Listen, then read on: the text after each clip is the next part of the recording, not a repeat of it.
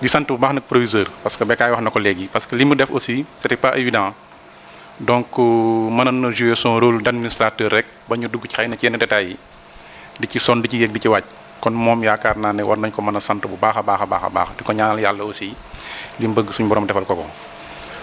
ñun nag c'est vrai wax ni mu ko waxee noonu la ay politique nañ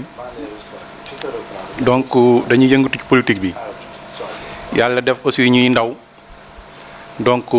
nekk ci parti au pouvoir parce que Bécaye kii wax na ko léegi ñu diriger aussi kuréelu ndaw parce que bu ñu duggee APR en 2009 ba léegi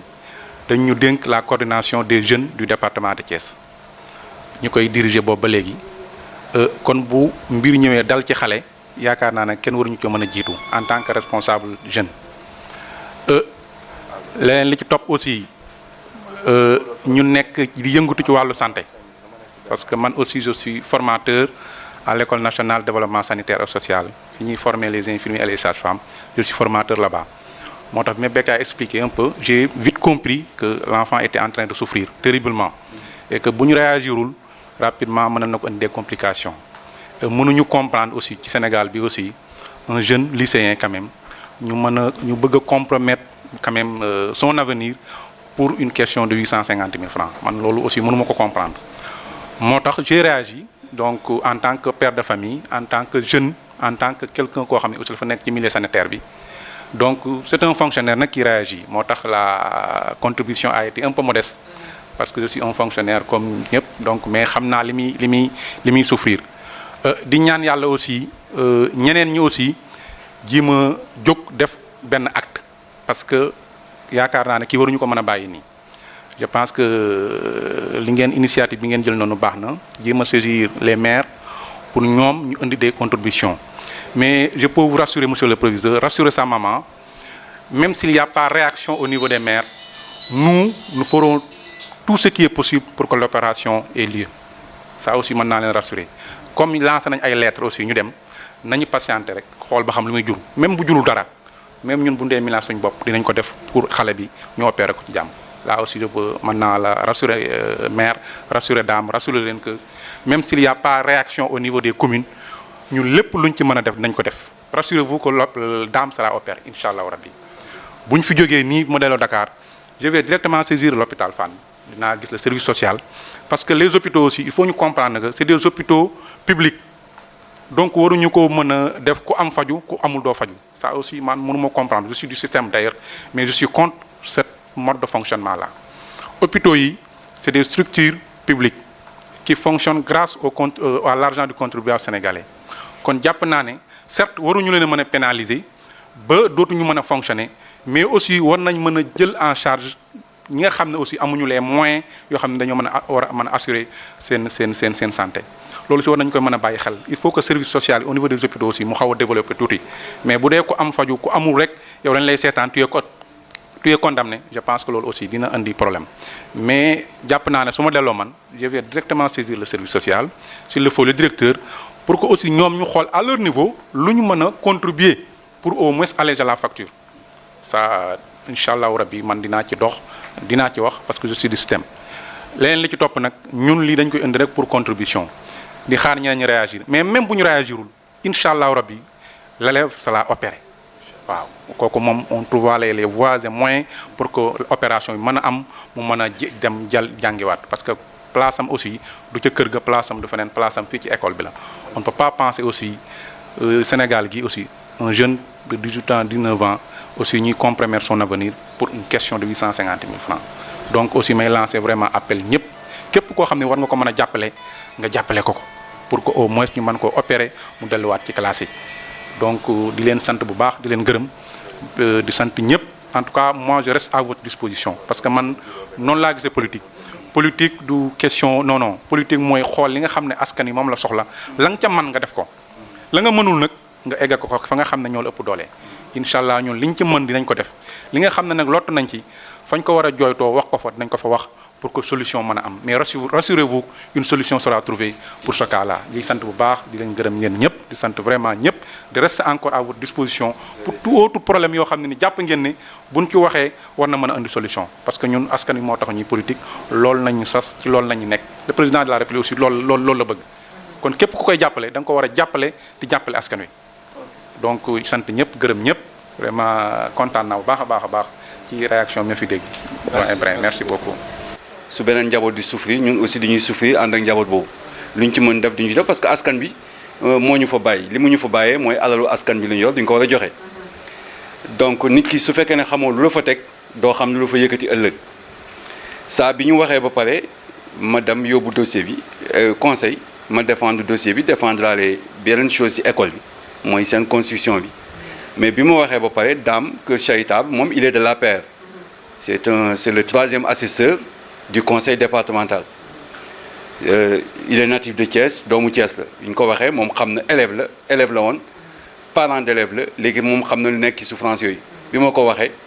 mu daal di envoyé benn note président ne ko waxal ne man naa joxe 250 mu ñu joxe mu wax ne moom dina joxe donc mu bëggoon ñu gërëm ko ci jàppale ko aussi xam ne nit kuy def noonu ci biir nekk ci place di ko def am na foo xam ne soo fa tolloo di nga def lu ëpp loolu dañu wante dëgg parce que bokkuma ak moom parti mais c'est un natif de Thiès nit la koo xam ne Kër Charitable la problème bi nekkatul un problème de parti dama nekk un problème que liggéeyal askan bi moo ñu ñor moom wane na ko comme wane na ko yàlla moo koy jàppale ñu bëgg Dame souffrance bi mu nekk soo nekkee sur le plan médical en tant que technicien suñu la waxee souffrance am di nga ko xam parce que ligament croisé soo ko dimbaluwul dëgg gaawantu yu jàpp ci ba mu am lu ñu ko opéré fi mu mujj moom mooy ñaanuñu ko yàlla donc luñ ci mën a def ba yeneen maires yi aussi ku ci nekk dugal ci seen loxo parce que am nañu ay rubrique sociale yu nekk ci biir maires yi yoo xam ne yooyu lii mu leen war a tax a jóg mais nañ génne xaalis bi joxe ko dinañ dem ci maires yëpp ne leen ku ci nekk da ngay génne xaalis parce que école bi école yu ñëpp la donc xale bi doomu ñëpp la doomu Thiès la li ñu ko mën a jàppale mu gën a continuer étudier parce que mënoon na ne am naa problème am naa métit ba li muy engagement école dootu ko am école ba delluwaat nekkaat ci beneen circuit donc léegi comme mi ngi ci circuit école ba léegi nañ ko jàppale mu jéem a opérer tànk bi delluwaat ci kii ñuy gërëm monsieur Samb parce que enseignant du enseignant rek mais c'est un père de famille man gis naa ni mu ci xarañee ak ni mu ci sonne ak ni mu ci jàppee ba loolu aussi moom moo gën a ñaxtal ma gën ci jàpp loolu donc ñuy ñaan yàlla na ko yàlla motali di gërëm di ñaan di sant monsieur Diouf que su ñëpp mel ne moom ñëpp di def ne moom ñi fa toog yëpp kon je pense que problème yi dinañu mën a du ñu mën a arranger lépp mais nañ ci mën a arranger lu bari. lan nga bëgg mais man ko benn problème la am mooy Dame parce que dugal naa dossier conseil départemental te xam naa am na nu muy demee parce que il faut des sessions ngeen wala délibéré donc am na yoon bi ngeen délibéré aussi xëy na dañuy bañ mu nekk une voie d'accès parce que y a plusieurs écoles plusieurs cas ñu mën a nekk ki ñu ni kon xam naa ni le problème a été un peu évacué à ce niveau mais ni mu réagir c'est le cœur qui a rebondi daal di xam ni des hommes de l'art parce que ils sont de la santé Bécaye est de la santé comme il vient de le dire aussi il est de la santé yàlla def na aussi xamante wuñu woon moom ñi ngi doog gisante nan ñuy leeral bi ñi ngi doog gisante mais kon ñun ñëpp duñu amoon mbëbët ñaan ko ci yàlla indi solution jaarale ko ci ñoom tey ji ñoom li muy def ni yàlla ko def loo quand il choix mu réagir à la place d'une institution di sant yàlla tey yàlla na institution yëpp topp ci lii ñu def ni au bonheur de tout un chacun au bonheur de Dame le malade mais au bonheur de tous les citoyens waaw loolu rek la ñuy ñaan donc ñu ngi rafetlu mbir mi vraiment ñi ngi leen di defal gërëm bu amul ab te di ñaan lii ñuy sumb yàlla gaaw ba lii nekk derrière Dame muy xalaat leneen lu dul parce que douleur soo ko amee lépp looy def da nga koy xalaat su dee tànk bañ buy metti rek lu mu tuuti tuuti day yàq saa nga am bopp bi ma day yàq saa tànk nag c'est le genou ça fait partie des grandes articulations genou ndigg ak loxo ak kudd grande articulation nit mënu ko bañ a utiliser waaw donc suñ pour mu dem ak di dellu si il faut keroog maa ngi yéemu ci bi ñuy setal école bi daayira murit bi xale yi organisé wul di nettoyer ba fii ma tourné gis Dame di sox tànk bi nekk ci biir di kii ah mais dama waaru man ko waaw daam juste seen benn sëriñ ñëw fi di leen ñaanal ba mu paree moo woo daam ni ko ñëwal sëriñ bi ñaanal daam dafa bi muy jóg par émotion sax dafa raam ba ci sëriñ bi mu ñaanal keroog mooy samedi boobu nga def session bi mu koy ñaanal yéen ñi def session xanaa muy mbiru yàlla man dama ci yéemu parce que dama ñibbi sama kër dama fi jógee ñoom mu ñaanal leen ma ñibbi ñu daje nga ne ma yow boobu demandé yow après bi ma xoolee j'ai fait le link ma ni kii bi ñuy ñaanaloo xale bi yéen yéen a ngi am na benn waay ju yàlla yëngal ba muy yëkkati alalam ni dal ci def donc li am naa yaakaar ni day sotti daam na nga dal xam ni nag jaam day am natt ci àddina lii du dara ñu ñëpp jaar nañ ci ay blessures metti mais teewul da koy def ba fàtte waaw donc daal li ñu lay ñaanal ñu ngi ñaanal monsieur Diouf Meissa vraiment yàlla na citoyen yëpp di roy nii nga def suñ ko defoon rek jàmm day am fa parce que Sénégal jàmm rek waaw jàmm rek moo fa citoyen bi nekk ci gox bi gox-goxaan bi ci quartier bi ci dëkk bi ci réew mi moom jàmm rek la bëgg soo ko jàmmalee rek amaana réew mi day naat day dem parce que on ne peut pas se développer sans la paix des cœurs et des âmes mais aussi la santé physique mentale. ñu séenu si mbir mi yàlla yeggale ko ba mu am saafara mu delloo si sagoom ak si jàngam di remercier vraiment yéen proviseurs yi ak parents d'élèves yeeg ñu ci fekk suñuy doom yeeg suñu jarbaat yi parce que ñun biñu si àndee parce que dañu bëgg jàppale xale yi ñun mag lañu nekk si dëkk bi xëy na am nañu yooyu moyen mais bu xale yi jógee di bëgg def lu baax rafet nañu ànd ak ñoom pour sagal leen jàppale leen parce que génération ñoo fi nekk léegi di remercier proviseur parce que mënoon na si bañ a sonne nii sax di dem conseil départemental ak yooyu administration dafa métti ngay bind di xaar doo xam nu muy demee doo xam ku la fa nekkal c'est tu agis dans l'incertitude donc c'est charge yooyu boo ko bëggee nangu yal na si yàlla jàppale daal waaw yal na si yàlla jàppale ñu ngi ñaan yàlla daal liñ fi dajale yàlla na ko yàlla saafara kon tamit jërëjëf. bu daje réunion ak lu ñu mënti def rek mu ngi wax kaawu Dame Cissé bi donc lii lépp moom moo ko waral ñu remercier aussi waa conseil départemental ndax vraiment wane nañu ne ñoom askan bi moo leen ñor monsieur Bekay Sidibé vraiment ñu ngi lay remercier bu baax a baax ñun parents d'élèves lycée Amadou Ndak Seck ak bépp parent d'élève ñu ngi leen di remercier ki indi contribution bii di 250 000 mu ngi naan contribution bu modeste la mais je pense que lu rëy la ci ñun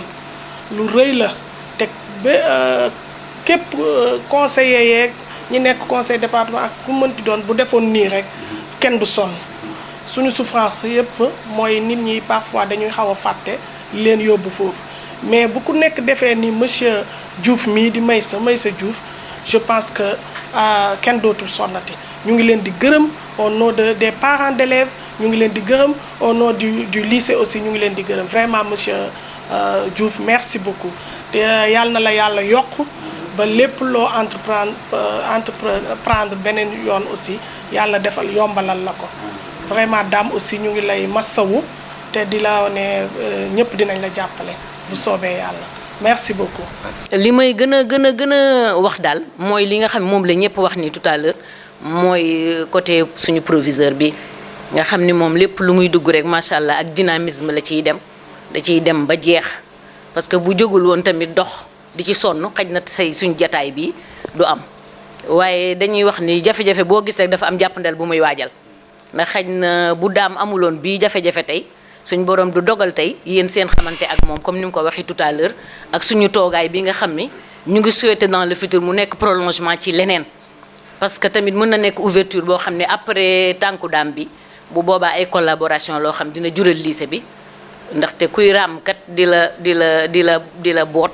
bu doxee du mat a wax te yéen ni ñu ko gisee nii ak di ngeen ko doxalee macha allah suñu continuer di collaborer ak yéen yàlla mën na cee jur ay xéewal yu yaatoo yaatu yàlla na ko yàlla def. macha allah war naa wax li nga xamante ni mooy sant jëmm ji jaarale ko ci jëmm ji mooy monsieur le proviseur parce que sunu borom day naan xaw ma lii lu war la lu jot rek laa xam te lu jot rek sàllaaw lu ne rek yomb moo tax damay gëm ne rek lii lu war la te mën naa ni tey jii nii sunu borom moo dogal natt gi fii la may dalee parce que booy xool j'ai fait 8 ans de kung fu arts martiaux musuma dal te booy xool année bi waruma fa woon jànge normalement maa ngi waroon jàngee technique avec S3 on m'avait orienté là-bas sunu borom avec des moyens de transport moo waral tey jii ma ne fii kon donc dañuy naan suñu borom dafa dogal ne lépp fii la war a doone dañuy sant ak suñu borom bu baax a baax a baax a baax te xam ne lu waroon a am la rek ñun dañ koy gëm saa su ne parce que bu ñu naan damay wax rek tey dañuy seetaan Touba TV gis ci melokaan yi nga xamante ji gënuñu leen te mën naa ne tey jii ni suñu borom day nattoo loolu kon donc bu ñu nattoo lii dañ koy gëm te moom mii heure bu ma fi dikkee ba dem damay naan daam décourage dina baax waaw mën naa ni lu war la rek te gëm naa ni moo tax wax jooju muy wax dama koy rappelé waat rek te ma leen di sant bu baax a baax a baax te suñu borom dafa ne boo santul nit doo ma sant waaw kon donc sant googu day war ma di leen sant bu baax a baax a baax parce que saa yaay bu waaw daa mënul la wax rek moo tax sant gi génnewu ko mais man dinaa ko génne mu ne sama biir xol te di leen sant bu baax a baax a baax fi ngeen bëgg nag egg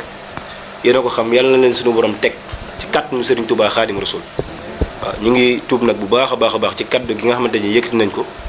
waaw te sàllaaw doonul li nga xamante ni ndigal la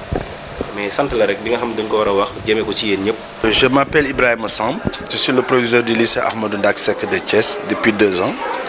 Alors aujourd'hui je reçois un donateur ou un bienfaiteur, en l'occurrence monsieur Meïssa Diouf du conseil départemental, qui est le 3e assesseur du conseil départemental de Thiès. De quoi il s'agit? Il s'est trouvé que depuis 6 mois, on a un gosse qui a eu une rupture du ligament croisé du genou gauche. Alors depuis lors que les premiers soins ont été faits, l'IRM et autres, il nous est difficile de soigner correctement le gosse parce que ça nécessite une intervention chirurgicale. Alors lorsqu'il a fait l'IRM et autres, on nous a référé au niveau de l'hôpital l'hôpital Fann de Dakar, et le coût de l'opération va chercher autour de 850 000 francs. Depuis lors, on cherche un bailleur pour vraiment soutenir l'enfant, parce que du côté de l'assurance, le nécessaire a été fait. De par le passé, on a eu aussi à faire de la solidarité au niveau de l'école, mais vous savez que durant tout ce temps, a des besoins qui n'attendent pas pour sa survie, pour son maintien, pour certaines choses. On a eu à glaner quelques sous. Ça, c'était destiné à sa prise en charge pour ses besoins les plus urgents. Mais c'est vrai que ce n'est qu'à partir du conseil départemental qu'on a eu à déposer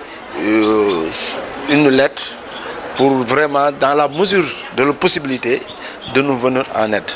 Mais de ce côté aussi, je remercie beaucoup M. Bekaï Sidibé, parce que dites-vous bien que je ne connais ni M.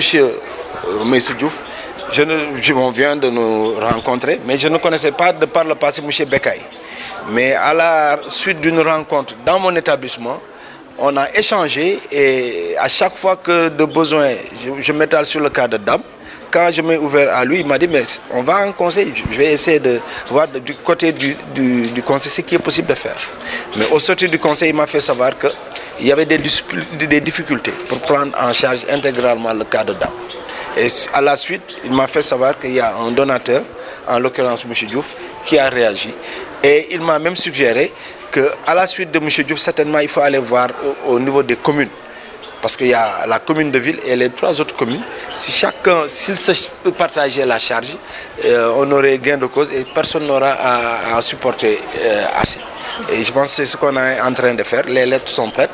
On va incessamment, à partir de ce soir, les lettres seront envoyées au niveau des communes pour voir aussi de leur côté quel appui institutionnel nous pouvons vraiment espérer de leur côté. En tant que citoyen d'abord, ci loo xam ne ni dafa dal ci benn xale boo xam ne ni dafa nekk ci digg àddunaam di jàng suñ boroom indi ndog mu war a faju te amul moyen yoo xam ne ni permettre na ko mu war a mën a faju te gaañu bi nag di gaañu boo xam ne nii du gaañu bu yomb boo xam ne ni faj mi yomb na parce que dafa am lu ñuy wax rupture des ligaments croisés loo xam ne ni nécessairement dañ ko war a mën a opérer. Biñ ñu ko waxee nag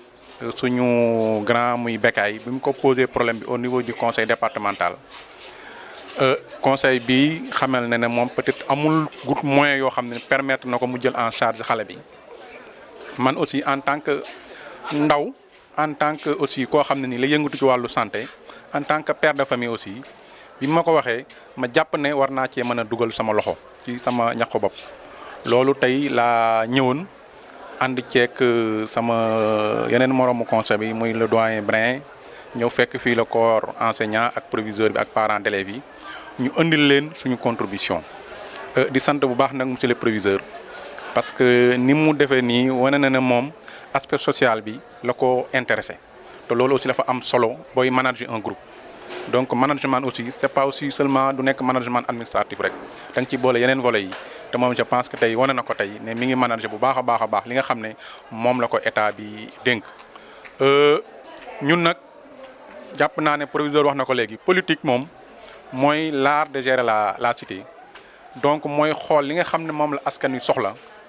li nga ci man nga def ko ci li nga mënul nag nga mën koo yëkkati jëmale ko ci nga xam ne ñoo la ëpp doole ñun noonu mooy tax ñu dugg ci politique mooy jàppale askan wi taxawu leen nekk seen côté ba bépp jafe-jafe boo xam ne am nañ ko rek liñ ci mën ñu def nañ ko loolu mooy ñun suñu objectif en politique. indi nañ suñu contribution incha allah à hauteur de 250 000 mooy loo xam ne dañ ko ciy participer ci faju xale mi ñi ngi ñaan aussi ñeneen ñi nga xam ne dañuy nekk ci dëkk bi di ay maire mais au-delà même des maires ñi nga xam ne tey yàlla dénk na leen ndomba tànk ñi nekk ci Thiès jàpp naa ne war nañ ci mën a dugal seen loxo pour xale bi faju parce que Sénégal ñun bariwuñu ay ressources naturelles li ñu am rek te war koo téye mooy les ressources humaines kon ressources humaines yooyu yaakaar naa ne waruñu ko seetaan ba muy naax saay te loolu li ci jiitu mooy l'éducation et la formation yaakaar naa ne xale bi waruñu ko mën a bàyyi noonu avenir am di yàqu parce que lañ ko war a opérer te mënuñu ko opérer ñun on a agi vraiment comme ni nga ko waxee par le cœur donc moo tax ñu ñëw dugal ci suñu loxo te wax naa ko léegi wax naa ko yaayu xale bi wax naa ko xale bi